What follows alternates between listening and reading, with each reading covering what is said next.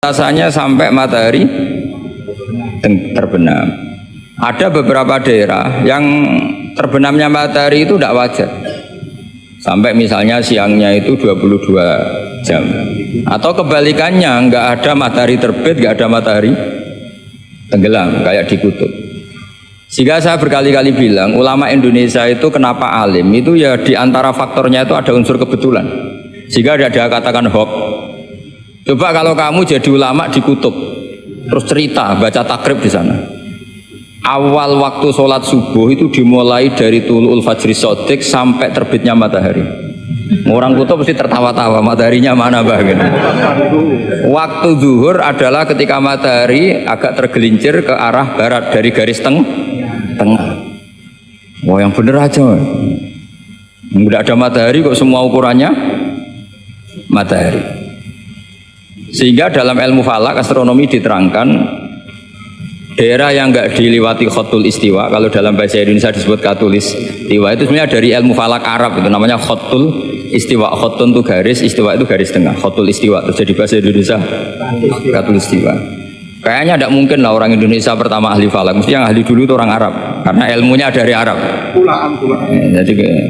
Jadi dari kulaan terus dijadikan bahasa sendiri apa? Katulistiwa. Seperti Taj Mahal itu sebenarnya dari bahasa Arab mumtaz mahal. Mumtaz itu spesial, mahal itu tempat. Terus bahasa Indonesia jadi apa? Taj Mahal. Itu kacau semua itu bahasa. Saya terangkan.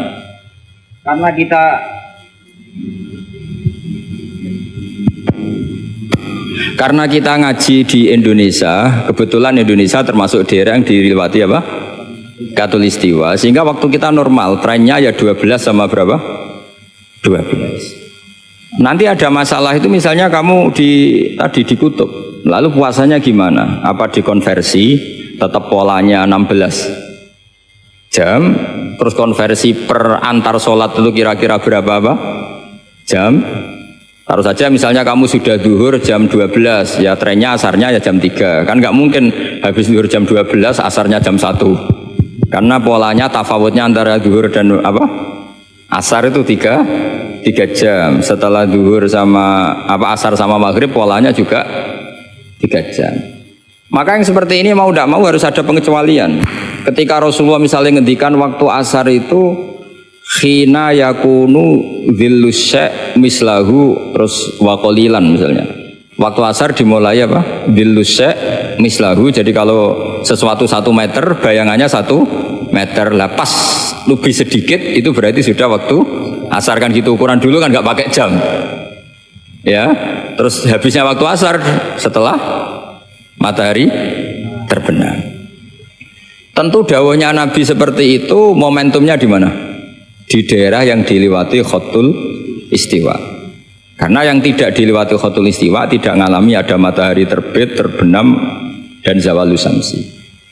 Makanya tadi itsma min amin illa wa yatakhayyalu fi takhsisu, tidak ada tidak ada kaidah umum kecuali sebetulnya pasti ada khusus. Ya kayak tadi. Mas kowe kepen opo wae tak dukung. Wah, terus aku yo pengen wayah wis taqabbal wa minkum taqabbal ya kari. Padahal kalimatnya apa saja. Tapi jangan lagi-lagi tentang itu. Kamu nggak bisa bantah kan apa saja. Oh, udah sorong goblok kok pahaman kan mesti gitu, malah masalah besar itu.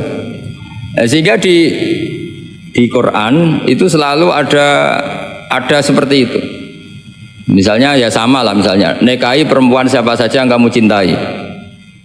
Ya tentu cinta yang kamu cintai itu tidak memasukkan ibu dan adik. Karena itu mahram apa?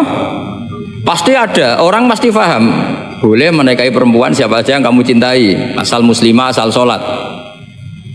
Secara kaidah asal muslimah, asal sholat kan memasukkan ibu dan saudara kandung atau adik kandung. Tapi kan nggak kebayang dalam nikah seperti itu. Jadi otomatis ada istisna. Makanya ini perlu dicatat ya, makanya jangan sering dalil ayatnya begini berarti memasukkan apa saja, tidak bisa. Itsma min amin illa wa yatakhayyalu fihi takhsis. Enggak ada ayat umum kecuali prakteknya ada takhsis, ada kekhususan. Jelas ya? Apa saja? Misalnya gini, bohong itu haram. Ya pasti tidak semuanya. Ada bohong itu wajib. Ada perempuan dikejar-kejar sama begal mau diperkosa. terus sembunyi di rumah kamu. Kamu wajib jujur apa wajib bohong? Wajib jujur apa wajib bohong? Wajib bohong. Kalau kamu jujur namanya kebodohan. Bukan.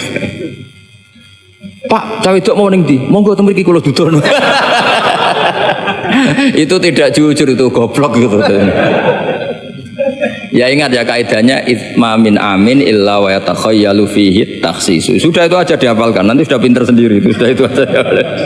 Apa? Itma min amin illa wa yatakhayyalu fihi takhsis. Enggak ada kaidah umum kecuali di situ tersimpan taksis atau aturan-aturan khusus yang terkecualikan. Itu pasti, itu otomatis. Karena nggak kebayang bahasa itu mewakili semua, itu nggak kebayang. Misalnya ada pembantu mesti dibilangin gini sama penyalurnya, ya kalau disuruh majikan apa saja turutin ya, disuruh ngelayani ya saja apa turutin, terus ngelayani diranjang ya taqabbalallahu minna minkum kan, tetap nggak bisa, kayak lafat itu nggak bisa. Kalau majikan kamu ingin apa saja turutin, tentu tidak memasukkan hal-hal yang dilarang agama. Itu juga misalnya mahasiswa, sama dosen nurut ya perintahnya apa saja ya apa saja yang dibolehkan, maksudnya bukan apa saja secara bebas. Nah itu di Quran juga gitu, kalau ada ayat apa saja sebetulnya di situ pasti ada apa? Taksis ya, jelas ya. Itsma min amin illa wa yatakhayyalu fihi taksis. Sehingga susah sekali cari umum yang tetap maknanya umum.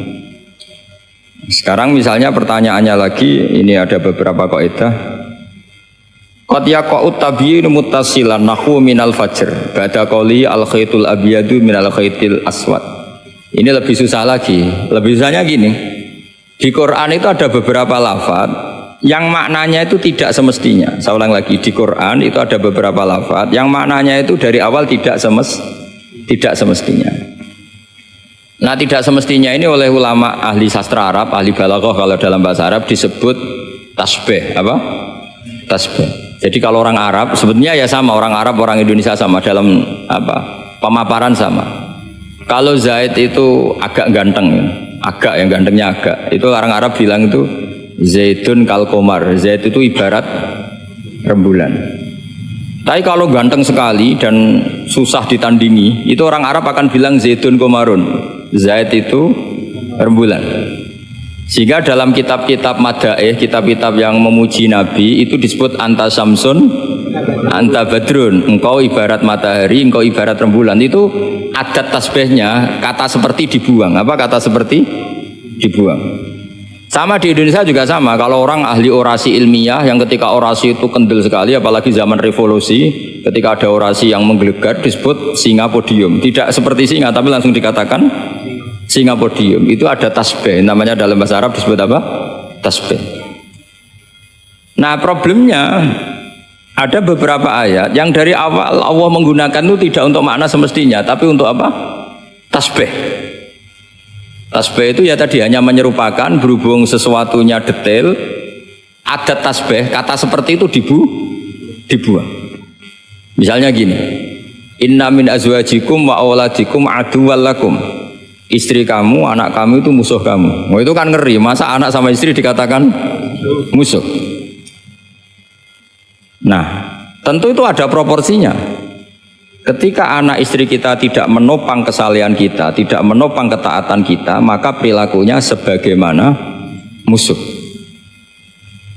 Tapi ketika mereka baik, benar-benar baik, kata Nabi, sebaik-baiknya pemberian dari Allah dan sebaik-baiknya mata udunya adalah almaratus solihah, wanita yang solihah, yang membantu kamu menjadi orang baik. Artinya apa? Ada proporsi di mana perempuan digelari musuh, distatuskan musuh. Ada proporsi di mana perempuan berstatus pembela atau penopang ketaatan. Ya sudah seperti itu. Nanti kalau baca Quran, baca hadis seperti itu. Di mana wanita dipuji maknanya kayak apa? Ketika dikritik maknanya kayak apa? Lelaki juga gitu sama. Sehingga banyak ulama yang merumuskan hubbul mal misalnya, mencintai harta. Itu hukumnya gimana? Ya kalau untuk kebaikan ya baik, kalau untuk keburukan ya buruk. Nah, makanya innama amwalukum wa auladukum fitnah. Harta kamu, anak kamu itu ujian. Nah, ini penting sekali dikenalin sehingga Quran itu tidak saling bertabrakan.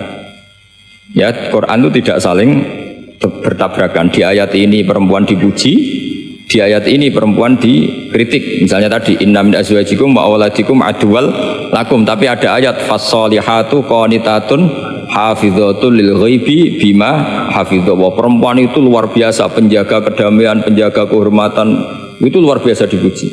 Ya tentu dalam konteks yang layak dipuji. Kalau sedang dikritik ya dalam konteks yang layak dikritik. Artinya pujian ini bukan cek kosong tanpa pengecualian, dihujat atau dikritik juga tanpa cek kosong tanpa pengecualian. Lagi-lagi kaidahnya itsma min amin illa wa yatakhayyalu fihi takhsis.